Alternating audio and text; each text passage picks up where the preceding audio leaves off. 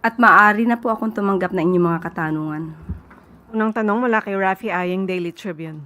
Magandang umaga po, Yusek. Marami po ang tumaas ang kilay nung in-announce ni Pangulong Marcos na maglo-launch ang Pilipinas ng rocket.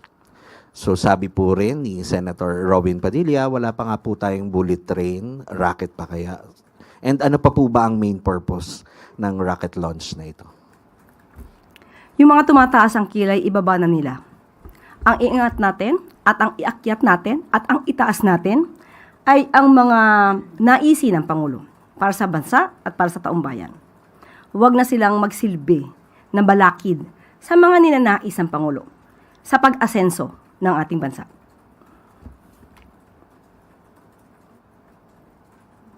Yun, sinasabi po kasi na marami po pong problema ang ating lipunan.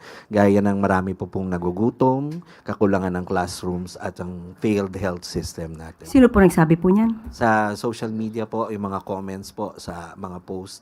Kung sila po ay nakinig sa Pangulo at nakikita po nila ang lahat ng programa, ito po naman ay tinutugunan ng ating Pangulo. Hindi pa po tapos ang obligasyon ng ating Pangulo sa pag-usad ng ating bansa.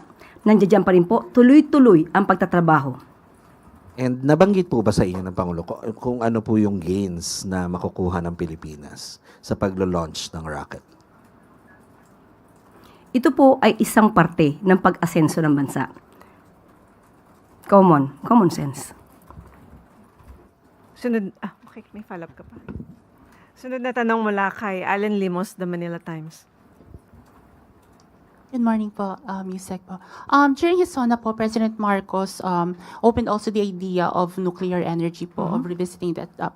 Debates online po circulated after some senators opposed this proposal po, citing how even a first world country like Japan suffered catastrophic nuclear failures. On top of that din po, yung severe economic setbacks due to massive cost overruns. Now, how will we make sure po that we mitigate these kinds of risks po once we push through with this project po? Kahit naman po nung nagkaroon ng bilateral meeting ang Pangulo with the Russian President Vladimir Putin, isa po ito sa kanyang nabanggit dahil hindi madali na ipaliwanag ang safety ng nuclear energy. At sinisigurado naman po na kapag ito po ay pinasok po natin, ang pag-aaral po na ito ay dapat na kumpleto. At ang mga polisiya na gagamitin dito ay hindi po itatago sa inyo. Ang DOE po, sa pamamagitan po ng Nuclear Energy Program Interagency Committee, ay nagsasagawa na po at nagtatrabaho on a whole of government approach. So, kailangan mag-comply sa safety, security, and safeguards requirement na naaayon din naman po sa International Atomic Energy Agency. So, hindi po susuong ang ating pamahalaan, ang administrasyon, kung ito po ay magpuput in danger ang ating mga kababayan, magkakaroon ng hindi magandang sitwasyon or kondisyon, kasi ang inuuna po ng Pangulo at ng administrasyon ay ang safety ng ating mga kababayan. Sunod na tanong mula kay Tristan Nadalo, Newswatch Plus. Hi, Yusek. Good morning. Yusek, isa po sa pinalakpakan nung ikalimang SONA ni Pangulong Marcos ay yung inanunsyo niya yung pag-alis ng system loss charges sa mga bill ng kuryente. Pero at this point, sabi po ng Philippine Rural Electric Cooperatives Association, isa po itong grupo ng mga electric cooperative na while hindi naman po sila tutol sa pag-aalis ng systems loss charge, dapat raw po it should be accompanied by a government subsidy to prevent financial losses, and warned na kung walang national subsidy dito po sa planong to ay could lead to bankruptcy ng mga electric cooperative. So una kong tanong, gaano kahanda yung gobyerno to shoulder the additional cost kapag umabot nga po itong proposal na to? At ano pong safeguard na hindi rin makakaapekto ito sa modernization ng power grid din natin? Ang gusto po ng Pangulo ay matanggal itong extra cost sa ating mga kababayan. Hindi naman para pasanin ang burden na ito ng mga consumer, pati naman po ng mga utility companies. Hindi po yan ang nais ng Pangulo. Ang nais lamang po ng Pangulo ay tiyakin din ng mga utility companies na mayroon silang isinasagawang plano at pagmamonitor para maiwasan po itong losses na ito. Lalong-lalo na po yung mga losses because of theft, pilferage, na napapasan ng mga maaayos at mga matitirong mga Pilipino na nagbabayad ng kanilang mga obligasyon. So, dapat itong sagutin ng utility companies. Bakit? Dahil kailangan nilang gumawa ng programa para maiwasan ito. So, kailangan na maging efficient din sila para maiwasan ang losses na napapasan ng ating mga kababayan. So, ito po ay inaaral dahil hindi po nais ng Pangulo na hindi rin maging maganda ang epekto nito sa mga utility companies. Ongoing pa po, ma'am, yung Of pag-aaral course. in terms of Yes. kung pwede bang mag-subsidy like yung sa mga local cooperatives po. Sa pag-subsidize, hindi siya napag-uusapan. Ang kinakailangan din pag-aralan ng utility companies kung paano nila maiiwasan na magkaroon ng losses. Ma'am, just one observation lang po on the President's SONA. Hindi po nabanggit ng Pangulo yung anti-political dynasty bill despite it being a priority measure of the Marcos administration. Nagbago po ba ang posisyon ng Pangulo when it comes to the anti-political dynasty bill o he remains committed to passing this measure bago matapos yung term niya? Opo, yan pa rin po ang nais ng Pangulo na maipasa sa panahon niya at sa kanyang administrasyon itong anti-political dynasty bill. So, hinihintay na lang po natin kung paano at hanggang kailan ito magkakaroon ng BICAM dahil sa ating pagkakaalam ay ang Senado po yata ang kinakailangan pang metapusin patungkol dyan. Thank you po. Sunod na tanong mula kay Harley Balbuena, IBC 13. Hi, Yusek. Yusek will just ask on the context of a certain phrase from the fifth SONA of the President when he is discussing the uplift. He said, ibinuhos natin ang pondo kung saan karapat-dapat at mas kinakailangan. Ang pera ng taong bayan na muntik mapunta sa bulsa ng mga tiwaling opisyal ay naisalba natin. Ma'am, was there any attempt to steal the funds under the uplift? But the President was able to avert it. Okay. Noong nagsalita po ang Pangulo noong nakaraang SONA, nung sinabi niyang mahiya naman kayo, ay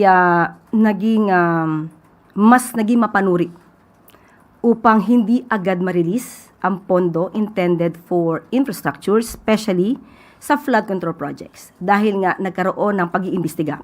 So, hindi ito agad ibinigay kung nakikita nila na hindi akma ang pag-aaral at hindi kailangan pondohan.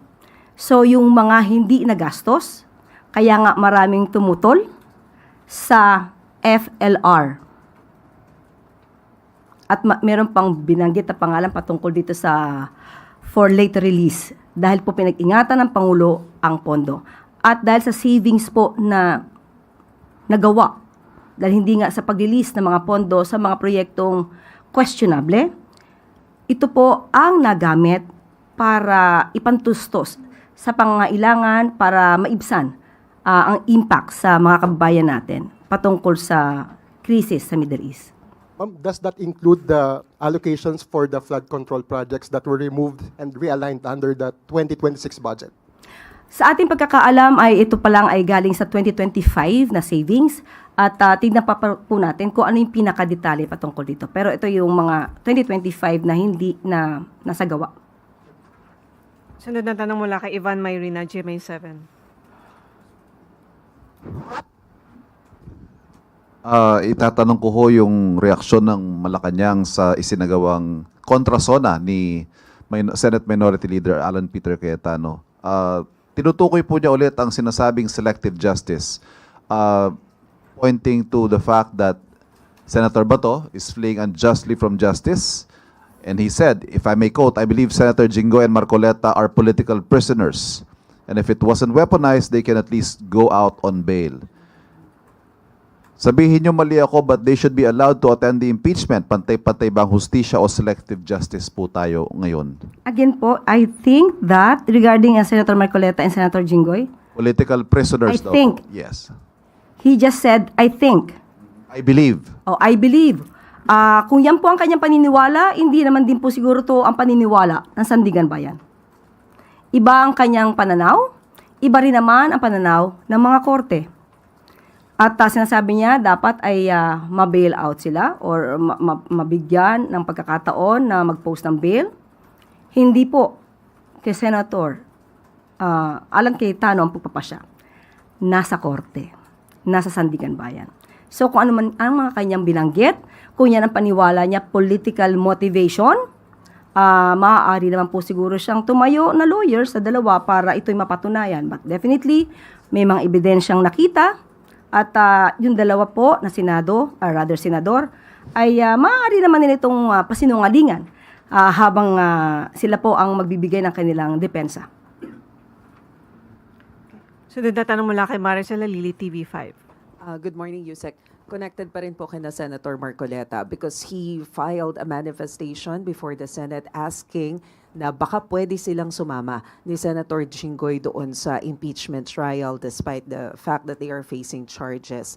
Although it's still the decision of the impeachment court, but what do you think about this manifestation? Should they be allowed to join the trial? So if ever they will be allowed, they will be practicing their profession. So, if that would be the case at inalaw sila, maaaring lahat ng mga professional na nakakulong habang dinidinig ang kaso ay hahayaan na rin na magtrabaho. Halimbawa, ang isang abogado, ang sabi ng korte, may desisyon ang korte patungkol dito. Siya ay maaari lamang gawin ang kanyang profesyon or i-practice ang kanyang profession bilang abogado kung siya mismo ang nasasakdal at ipinatatanggol niya ang sarili niya. Pero hindi siya pwedeng mag-represent ng ibang kliyente. So, kung gano'n ang mangyayari at papayagan sila at magkakaroon ng special treatment, maaaring lahat ng nagtatrabaho na nakakulong ay hayaan na rin magtrabaho habang nakakulong. At nabanggit na rin po dito, nagkaroon na rin po ng desisyon ang Sandigan Bayan patungkol sa motion ni Senator Jinggoy Estrada na hindi pwedeng mabigyan ng tinatawag na virtual freedom ang isang naka-detain. And at the same time, according din kay Justice Carpio, na ang mga tao na nakakulong habang dinidig ang kaso patungkol sa mga kaso ng graft and corruption at kasama din dito kasi similar nature ang plunder, sila dapat ay suspended. So, kung ano man ang magiging desisyon ng Senado patungkol sa manifestation ni Senator Marcoleta, hindi po rin ito mananaig dahil ngayon ang jurisdiction po kay Senator Jinggoy at Senator Marcoleta ay nasa kamay po ng Sandigan Bayan. And ma'am, on other issues, si Senator Amy Marcos released a video yesterday. Doon sa video, sinasabi niya na ICC is in trouble dahil nagsalita na ang US. And at the same time, she mentioned na merong ICC dito sa Malacanang. She did not finish the meaning of the acronym ICC in Malacanang. But after watching the video, do you feel that she was referring to you? What do you want to tell to the senator? I just want to know, what do you feel? Kasi you're asking me that question, so it seems na ang ICC na binabanggit nila, you believe na ako yon. Tama? I just want to know. Yes. Correct, yes. Right? Okay. Ang ganitong salita, can you just say ano yung word na ginamit? I watched it, but I just want to hear it from you. Well, based on the video, they said na I refers to Impacta, but they did not finish the Yeah. meaning of the whole Meron lang, yan, okay. Yung ganong salita, hindi ko kasi siya sinasabi, hindi ko siya nababanggit. Kaya Maricel ko na pinabanggit. Hindi ako sanay sa mga ganong salita. Hindi ako normal na nagsasalita ng ad hominem sa kapwa ko. So, kung sila ang nakapag-describe ng ganong salita, alam nila kung ano ang ibig sabihin nito, alam nila ang description ng salitang Impacta.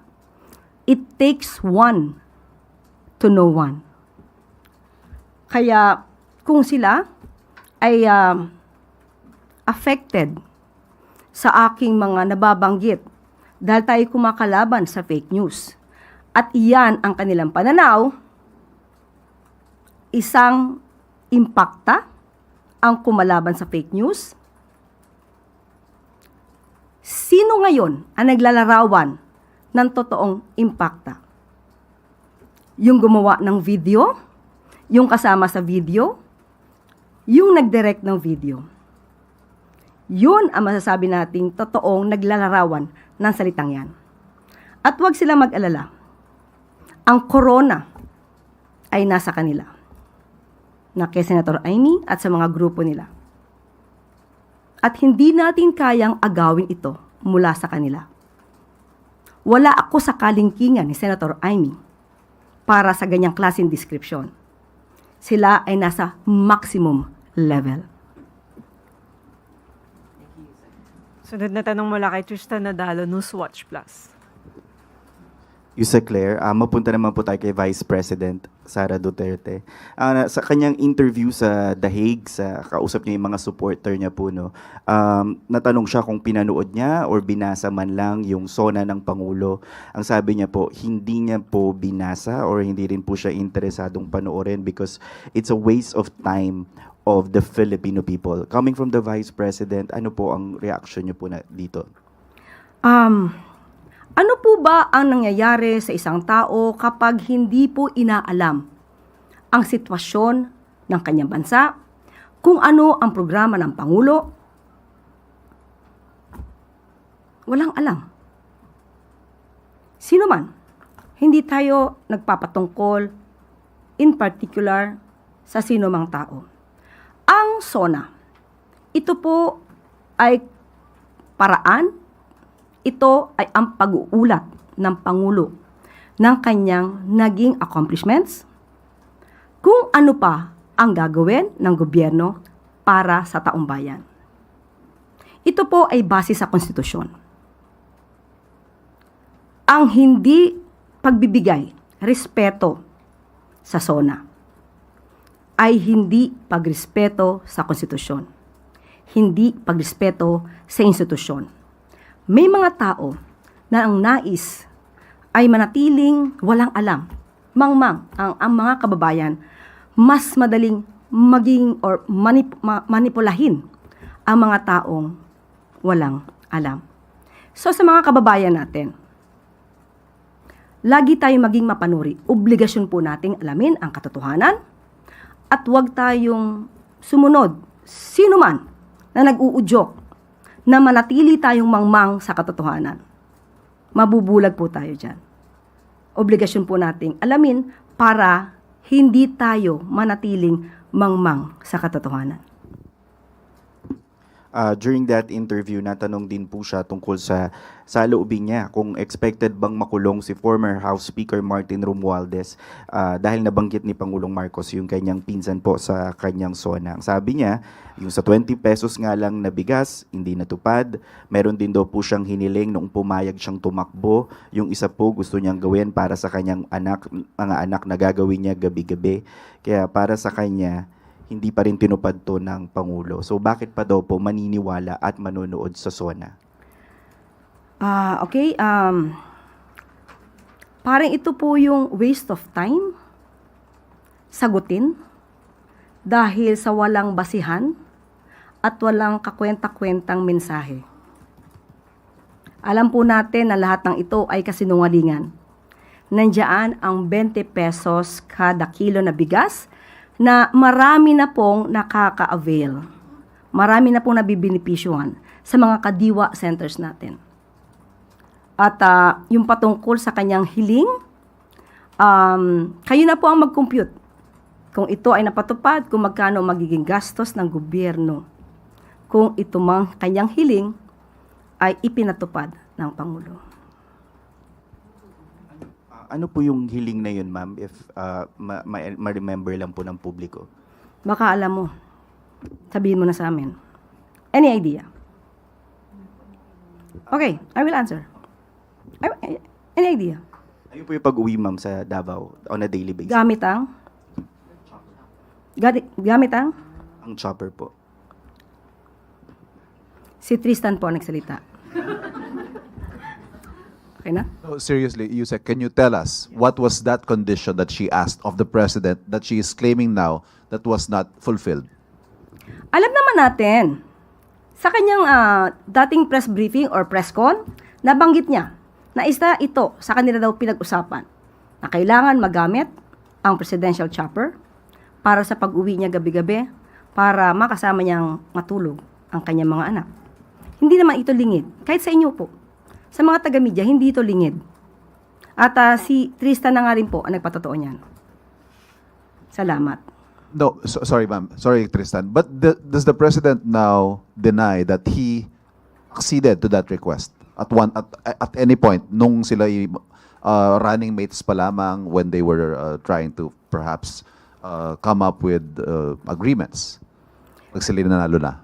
Wala po akong personal na kaalaman, hindi pa po ako parte ng administrasyon ni Pangulong Marcos Jr. So wala po akong categorical na sagot na masasabi patungkol dyan. Sunod na tanong mula kay... Ay, may tanong pa si follow-up question kay Maricel Halili. No, Yusek, na-mention din kasi ni VP Sara doon sa interview sa The Hague na the administration is a dictator and that she's not even sure if we will have an election in 2028. Alam naman po natin ang konstitusyon. So, again, it's a waste of time to make a response on that statement. Next question. Next question mula kay Harleen Delgado, ABS-CBN. Yusek, another follow-up on VP Sara. Sabi ko, next question. But in a separate interview, Yusek, she was asked about the recent incidents of school violence in the country, and she called it a manifestation of a weak leadership. Kaya raw po nagkakanya-kanya na yung mga tao and even government employees. Allow me to quote her, Yusek. Kasi nawawala yung moral ascendancy ng pinakataas, yung mga nasa taas. Pag sinabi nating nasa taas yung ating president, yung ating mga cabinet secretaries at iba pang nagtatrabaho sa Office of the President, kapag ganyan yung nakikita ng mga tao, nawawala yung respeto. What does the palace make of that? Anong incident yung pinatutungkulan niya? Yung school violence like the Tacloban shooting. Mabilis pong nagsagawa ng aksyon ang pamahalaan. Pati po ang PNP, ang mga kapulisan natin sa nasabing lugar. At ngayon po ay gumagawa ng aksyon para ito ay marisolba. Mas maganda po talagang alamin kung anong programa ng Pangulo para hindi po tayo nabubulag sa katotohanan. Sunod na tanong mula kay Sam Denilia, Business Mirror. Good morning, ma'am. I-clarify lang po namin. Before po in-announce ni President Marcos sa fifth SONA niya yung tax reform package tsaka yung EPIRA amendment, nag-consult na po ba siya sa economic managers regarding dun sa possible impact nung dalawang policy reforms na yun at tsaka kung saan funds kukunin yung ano? Hindi po magsasalita ang Pangulo kung wala siyang basihan. Inaaral po ng Pangulo ang bawat sinasabi niya. Hindi po siya nagsasalita sa harap ng media, especially sa SONA, kung wala siyang pagbabatayan. Pero ang mga detalye po na yan, Sam, ay makikita natin at madidig natin kay Secretary Go na magkakaroon ng briefing ng 1:30 or 2 o'clock ngayong araw. Sige po, ma'am. Wala nang... Ipapaalam ko po sa inyo kasi yun po ang ipinabot sa atin. 1:30 or 2 o'clock PM, maaari nyo na pong itanong patungkol po sa mga issue sa tax.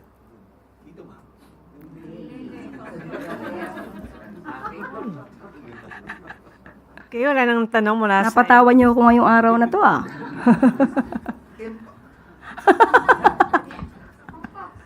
Im? Ang ano na, start ng salita ay IM May follow-up Okay. question mula kay Let Narciso, DZRH. Yes, go. Ano pong chance na i-certify as urgent bill kapag may mga... Ang kailangan lang po kasi makita yung mga bill. At pag nakita po ng Pangulo ay definitely yan po ay isa-certify as urgent.